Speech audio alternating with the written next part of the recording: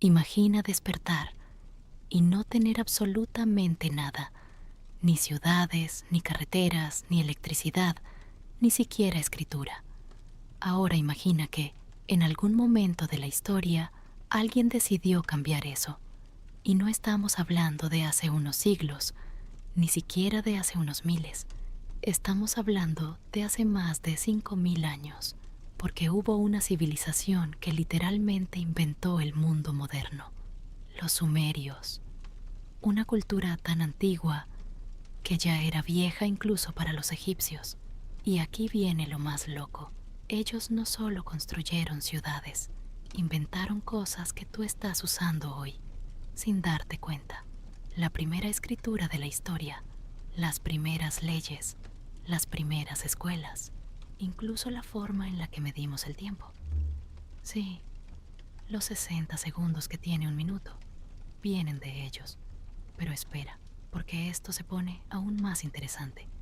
Los sumerios no aparecieron poco a poco. No hay un proceso claro. Simplemente aparecieron. De repente, en medio de un territorio complicado, entre dos ríos, surgió una sociedad avanzada, organizada, con templos gigantes y conocimientos que no deberían tener. Y eso ha hecho que muchos se pregunten algo inquietante. ¿Cómo pudo surgir todo eso tan rápido? Porque no estamos hablando de tribus evolucionando lentamente. Estamos hablando de un salto enorme, como si alguien hubiera pulsado acelerar en la historia humana. Y en el centro de todo esto estaban sus ciudades, ciudades como Uruk, un lugar donde por primera vez en la historia miles de personas vivían juntas, organizadas, con comercio, jerarquías y reglas, y donde nació algo que cambiaría todo para siempre, la escritura. Pero no era como la conocemos, no eran letras, eran símbolos, marcas en arcilla que representaban cosas reales, y lo curioso es que al principio no servían para contar historias, servían para algo mucho más simple, contar cosas, comida, animales, intercambios. O sea, la escritura nació por la necesidad de organizar la vida, y sin darse cuenta, acababan de crear la base de toda la civilización humana. Pero lo más inquietante no es solo lo que hicieron, es cómo vivían, porque sus ciudades no eran caóticas, estaban organizadas. Había templos gigantes, conocidos como zigurats, que dominaban el paisaje. Estructuras enormes, construidas en forma de pirámide escalonada, que servían como centros religiosos, pero también como símbolo de poder. Allí, los sacerdotes no solo hablaban con los dioses, también gestionaban la economía. Sí, religión y administración iban de la mano, y eso creaba un sistema donde todo estaba conectado: la comida, el comercio, las decisiones. Todo pasaba por el templo, pero la vida diaria era mucho más humana de lo que imaginas. Personas trabajando, comerciando, discutiendo, exactamente como hoy. Había panaderos, agricultores, artesanos, había mercados, había contratos, incluso había quejas. Se han encontrado tablillas donde la gente reclamaba productos defectuosos, o sea, hace miles de años ya existían los clientes enfadados, pero poco a poco todo ese ruido se va calmando. Imagina el sonido del viento pasando entre los muros de barro, el murmullo lejano de un mercado que se apaga al caer la noche, las antorchas encendidas, el calor del día desapareciendo y la ciudad entrando en silencio. Los sumerios no vivían con prisas, vivían con ciclos. El sol marcaba el ritmo, el río marcaba la vida, las estaciones decidían el destino. Y en ese ritmo lento, todo tenía sentido. El agua de los ríos Tigris y Éufrates no solo les daba vida, también les enseñó a controlar la naturaleza. Crearon sistemas de riego, canales, formas de dirigir el agua. Y eso fue clave, porque por primera vez el ser humano no dependía solo de la suerte. Podía planificar, podía anticipar, podía construir el futuro, y así, poco a poco, sin darse cuenta, crearon algo que cambiaría el mundo para siempre. No solo una civilización, sino la idea de civilización. Y mientras todo eso ocurría, el tiempo pasaba despacio, sin ruido, sin urgencia, solo el crepitar del fuego, el sonido del barro siendo moldeado y la sensación de que todo estaba empezando. Y con el paso del tiempo, esa sensación de inicio se convierte en algo más profundo, porque los sumerios no solo construyeron ciudades, construyeron significado. Cada acción tenía un propósito, cada estructura tenía un sentido, y cada día seguía un patrón que se repetía con calma. Imagina ahora caminar por una de esas ciudades al amanecer. El aire aún es fresco, el suelo de barro conserva la humedad de la noche. A lo lejos, el río fluye lentamente, casi en silencio. Las primeras personas comienzan a moverse. No hay prisa, nunca la hubo. Un panadero enciende el fuego, un agricultor revisa sus herramientas, un comerciante abre su pequeño espacio en el mercado. Todo empieza, poco a poco, sin ruido, sin urgencia, solo el ritmo natural de la vida. Y mientras el sol empieza a elevarse, la ciudad despierta, pero no como lo haría hoy. No hay caos, no hay tráfico, no hay prisas, solo movimiento. Un movimiento suave, constante, casi hipnótico. Los sumerios entendían algo que nosotros hemos olvidado, que el tiempo no es algo que se persigue, es algo que se habita, y en ese habitar crearon conocimiento, porque poco a poco, generación tras generación, fueron aprendiendo a observar, a entender los ciclos, a anticipar cambios. Sabían cuándo plantar, cuándo recoger, cuándo esperar, y eso les dio algo muy poderoso: control. No absoluto, pero suficiente. Suficiente para sentirse seguros. Y cuando el ser humano se siente seguro, empieza a pensar. Y cuando empieza a pensar, empieza a crear. Así nacieron muchas de sus ideas. Observando, repitiendo, mejorando, sin prisas, como el agua que moldea la piedra con el tiempo. Y en ese proceso surgieron cosas que hoy nos parecen normales, pero que en ese momento eran revolucionarias. La idea de escribir, la idea de registrar, la idea de dejar constancia, porque antes de eso todo se perdía, todo dependía de la memoria, de la voz, del recuerdo. Pero los sumerios decidieron fijar el tiempo, atrapar los momentos, grabar la realidad, y eso lo cambió todo, porque de repente el pasado dejó de desaparecer. Podía leerse, podía revisarse, podía entenderse, y eso permitió algo aún más importante: aprender del error, mejorar, avanzar, sin empezar de cero cada vez. Y mientras todo eso ocurría, la vida seguía su ritmo. El sol subía, el calor aumentaba, las sombras se acortaban, las voces del mercado se volvían más densas, más presentes, pero nunca caóticas, siempre dentro de un orden invisible, un orden que todos entendían, sin necesidad de explicarlo. Y cuando el día alcanzaba su punto más alto, todo se detenía ligeramente. El calor obligaba a bajar el ritmo, a buscar sombra, a respirar más despacio, a simplemente estar. Y en ese momento de pausa, todo se vuelve más tranquilo, más lento, más suave.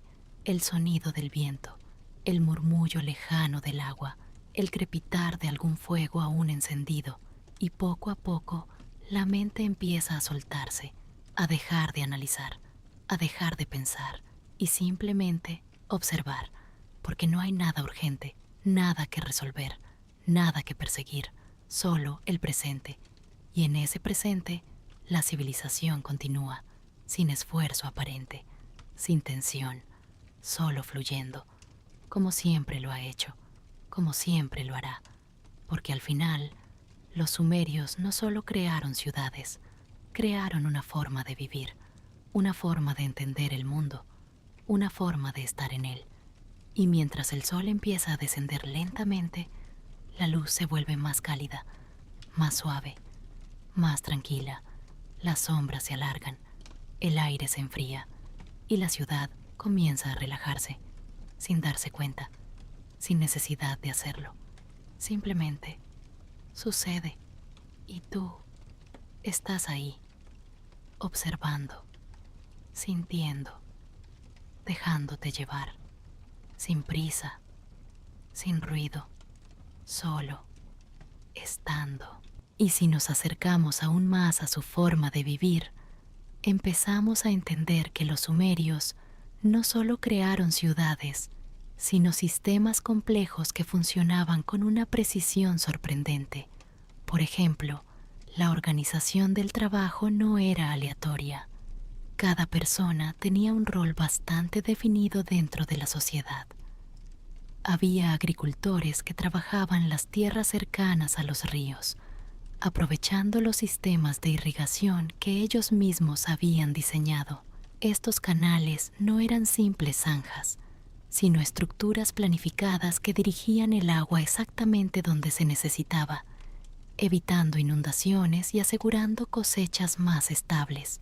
También estaban los artesanos, personas especializadas en cerámica, herramientas, tejidos, y lo interesante es que muchas de estas profesiones se heredaban.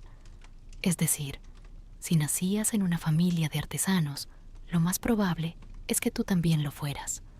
Pero donde todo se volvía realmente interesante era en el comercio. Los sumerios no vivían aislados. De hecho, comerciaban con regiones bastante lejanas para la época. Intercambiaban grano, tejidos, metales y otros recursos que no tenían en su territorio. Y aquí aparece algo curioso. No utilizaban monedas como nosotros. El valor se medía muchas veces en cantidades de cebada o plata, pero en peso, no en monedas acuñadas. O sea, el concepto de dinero ya existía, pero no en forma física como hoy. Y para que todo esto funcionara, necesitaban control, registro, orden. Ahí es donde entra de nuevo la escritura. Las tablillas de arcilla no solo servían para contar historias, eran herramientas administrativas. Se usaban para registrar transacciones, contratos, deudas, incluso salarios. Sí, salarios. Se han encontrado registros donde se detalla cuánto recibía cada trabajador, muchas veces en forma de alimento o bienes. Y eso nos dice algo importante. Ya existía una economía organizada, un sistema, una estructura, pero también existían las leyes, porque cuando muchas personas viven juntas, surgen conflictos, y los sumerios no dejaban eso al azar. Tenían normas, reglas claras, y aunque no eran exactamente como las leyes modernas, sí establecían consecuencias para ciertas acciones. Por ejemplo, daños a la propiedad, incumplimiento de acuerdos o problemas comerciales. Todo tenía una forma de resolverse, y muchas veces el templo jugaba un papel clave, no solo como lugar religioso, sino como centro de autoridad. Los sacerdotes no eran solo figuras espirituales, también eran administradores, controlaban recursos, organizaban el trabajo y tomaban decisiones importantes. Eso creaba una sociedad donde religión, economía y política estaban completamente conectadas. Pero no todo era trabajo y organización.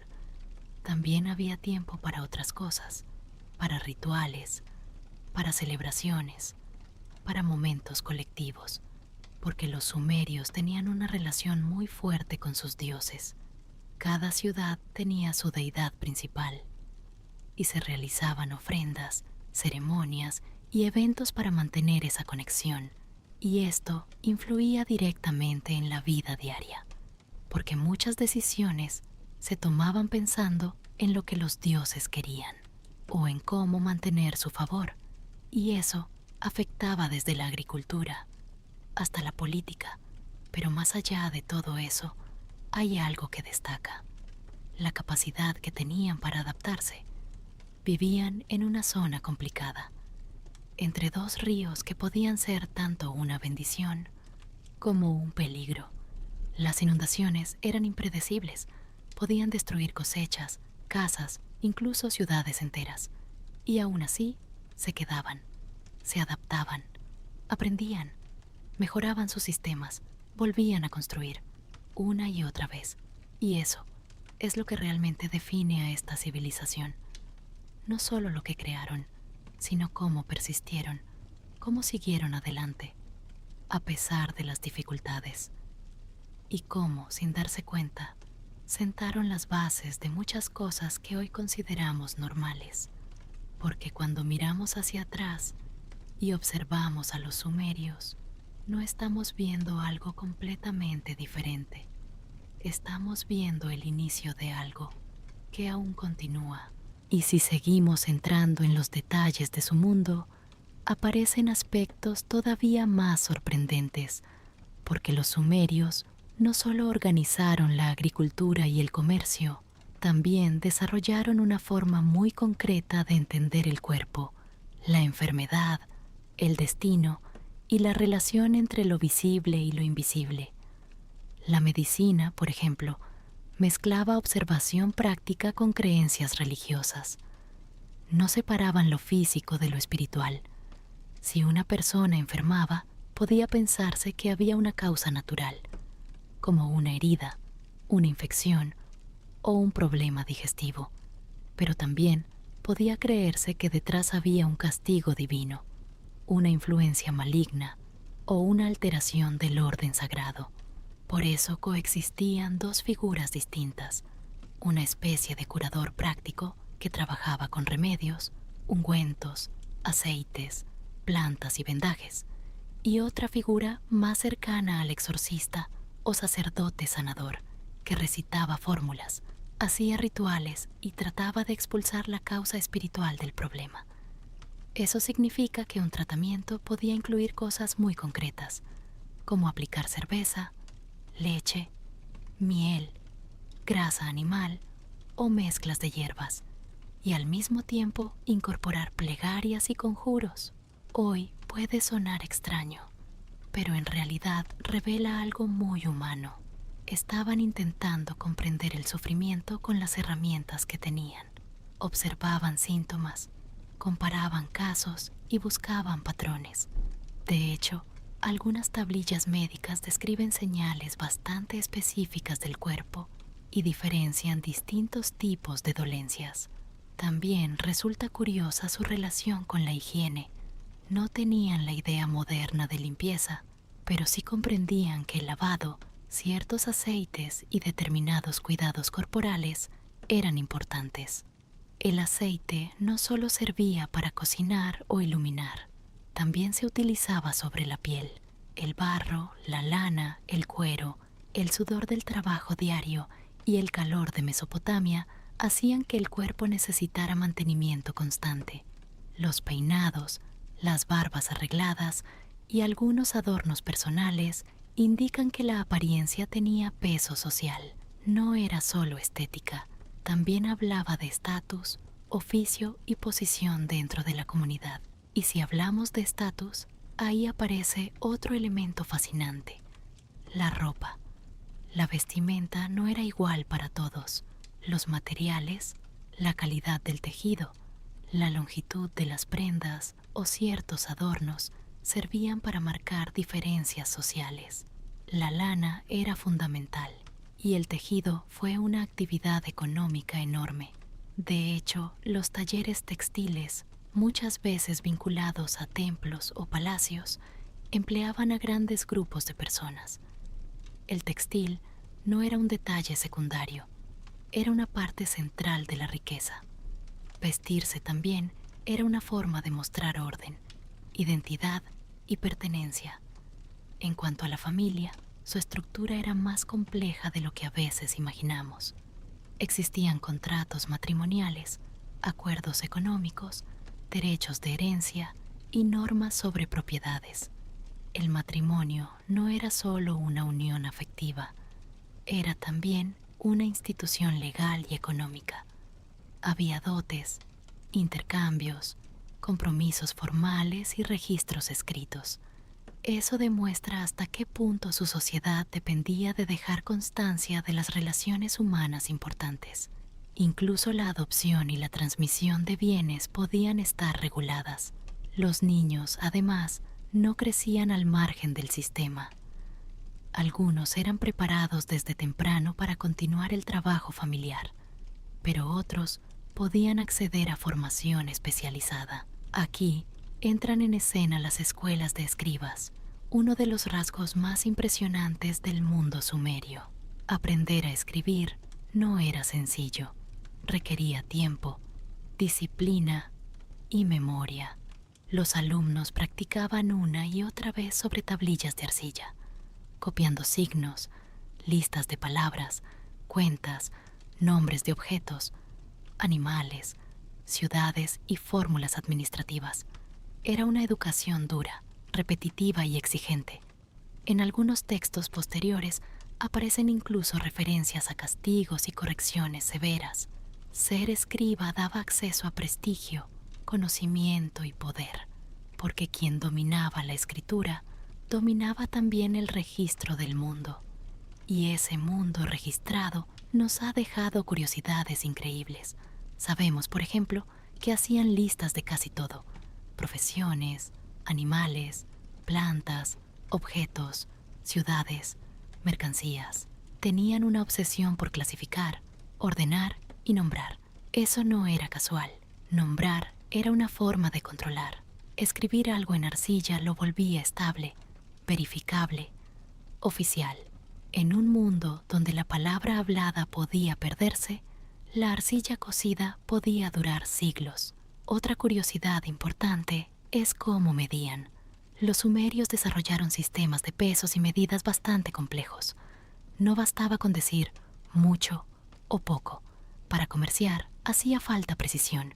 Medían grano, aceite, cerveza, lana, metales y tierras. Y aquí aparece uno de sus legados más asombrosos: el sistema sexagesimal, basado en el número 60. Ese sistema explica por qué todavía hoy dividimos la hora en 60 minutos y el minuto en 60 segundos, y también por qué el círculo se divide en 360.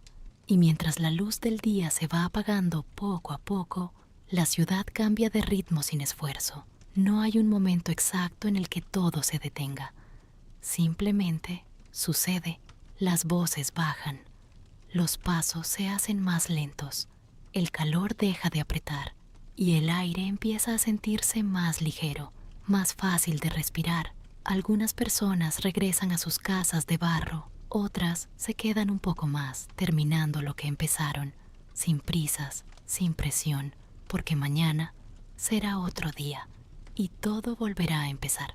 Pero ahora, lo único que importa es este momento. El cielo comienza a teñirse de tonos suaves, naranjas, rojos, colores que duran poco, pero que parecen eternos. Y en ese instante, todo se vuelve más silencioso, más íntimo, más tranquilo. Las primeras antorchas se encienden, pequeñas luces que parpadean suavemente en la oscuridad que empieza a llegar. Y el sonido del fuego vuelve, ese crepitar constante, hipnótico, cálido, un sonido que no exige nada, solo estar, solo escuchar. Algunas familias se reúnen, comparten comida, hablan en voz baja, ríen suavemente, sin exceso, sin ruido, como si el mundo entero se hubiera puesto de acuerdo para descansar. Y poco a poco, la ciudad se apaga, no completamente. Nunca lo hace. Siempre hay alguien despierto. Siempre hay algún fuego encendido. Pero la energía cambia. Se vuelve más lenta, más profunda, más suave, como una respiración que se alarga. Y mientras la noche se instala, el cielo se llena de algo que hoy casi hemos olvidado. Estrellas, miles de ellas, brillando sin interrupciones, sin luces que las oculten, sin distracciones. Solo el cielo, en su forma más pura. Y los sumerios lo miraban, lo observaban durante horas, no como entretenimiento, sino como una forma de entender, porque para ellos El cielo no era solo algo bonito, era una guía, un mapa, un lenguaje.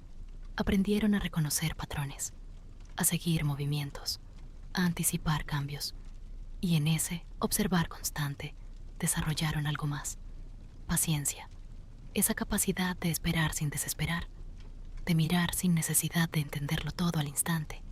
Y poco a poco, la noche avanza. El silencio se hace más presente, más envolvente, solo interrumpido por sonidos suaves, el viento, el fuego, algún paso lejano, nada más. Y en ese silencio, la mente empieza a soltarse aún más. Los pensamientos se vuelven más lentos, menos intensos, más dispersos, como si ya no tuvieran tanta importancia, como si pudieran irse sin problema, porque aquí no hay nada que resolver, nada que pensar, nada que hacer, solo estar, respirar, sentir y dejar que el tiempo pase, sin darte cuenta, sin medirlo, sin controlarlo, porque eso no importa, nunca importó. Y mientras tanto, la civilización sigue ahí, quieta, tranquila, respirando, como si fuera un organismo vivo, un latido constante, suave, lento, pero firme, porque todo lo que construyeron no se hizo en un día, ni en un año, ni en una vida.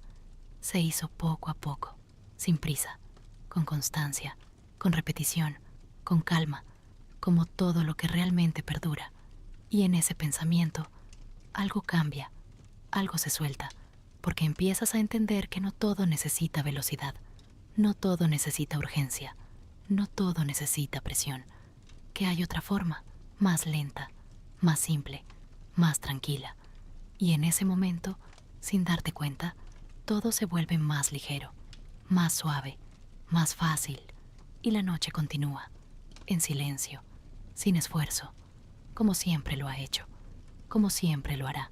Y en ese silencio, la mente empieza a quedarse en calma, no de golpe, no de forma brusca, sino poco a poco, como todo aquí, como si cada pensamiento se fuera alejando lentamente, sin resistencia, sin esfuerzo, simplemente dejándolo ir.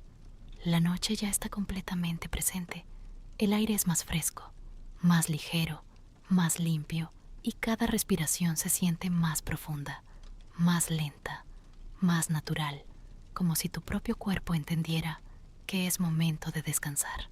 A lo lejos, el sonido del río sigue fluyendo, siempre constante, siempre igual.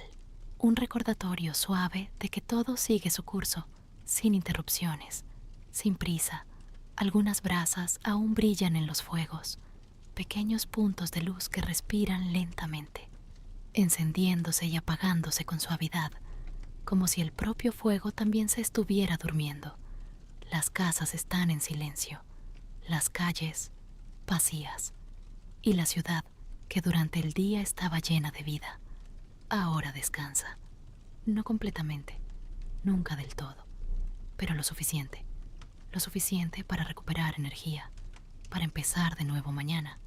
Y en ese espacio de descanso, todo se simplifica. Ya no hay tareas, ya no hay responsabilidades, ya no hay nada que resolver. Solo queda el momento. Y ese momento es tranquilo, es seguro, es suficiente. El cielo, lleno de estrellas, permanece inmóvil, o al menos así lo parece. Pero los sumerios sabían que todo estaba en movimiento, que incluso lo que parece quieto cambia, y esa idea les daba calma, porque entendían que no hacía falta controlar todo, solo observar, solo aceptar, solo dejar que las cosas sean. Y en ese aceptar, el cuerpo se relaja aún más, los músculos se sueltan, la respiración se vuelve más lenta, más profunda, más estable, como una ola suave que entra y sale sin esfuerzo. Y poco a poco, la sensación de peso aparece, un peso agradable, ligero, como si el cuerpo se hundiera suavemente en el descanso, sin caer, sin tensión, solo dejándose llevar. Y mientras tanto, la historia sigue ahí, presente, pero ya no necesita ser analizada, ya no necesita ser entendida, solo sentida, como el sonido del viento, como el calor del fuego, como el silencio de la noche.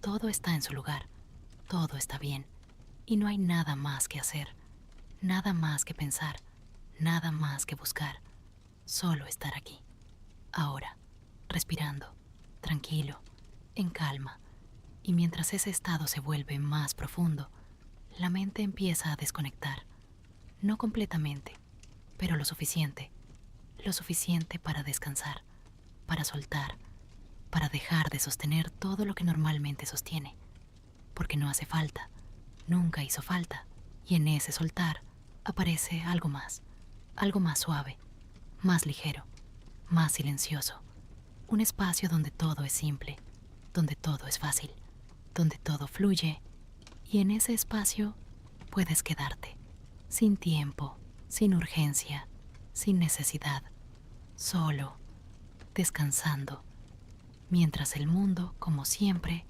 sigue girando, lento, constante, en calma. Y si hay algo que realmente resume a los sumerios, es que fueron los primeros en darse cuenta de algo muy simple, pero muy poderoso, que la vida se podía organizar. No solo sobrevivir, sino organizar. Fueron los primeros en escribir listas de cosas pendientes, en registrar deudas, en firmar acuerdos, en dejar constancia de quién hizo qué y cuándo.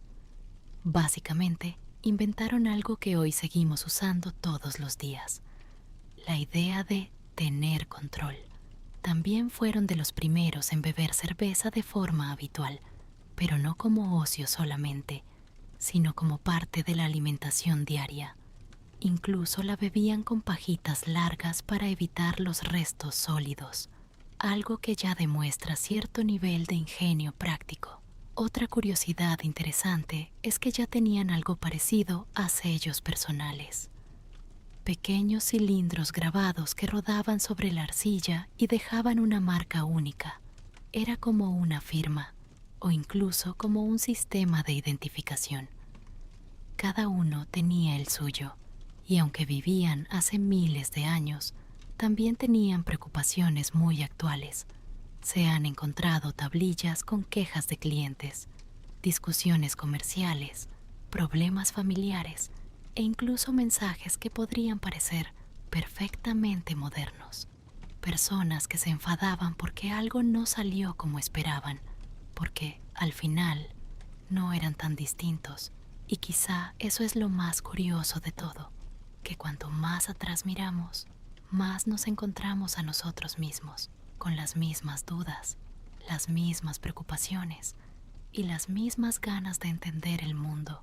Así que ahora que sabes todo esto, la próxima vez que mires un reloj, que escribas algo o que simplemente organices tu día, recuerda que todo eso empezó hace miles de años, en una tierra entre dos ríos, y que, de alguna forma, seguimos viviendo en ese legado. Si has llegado hasta aquí, significa que realmente te interesa este tipo de historias. Así que dime en los comentarios qué otra civilización o misterio te gustaría explorar. Y si te gusta este contenido, puedes suscribirte, porque esto es solo el comienzo. Ahora sí, descansa, relájate y buenas noches.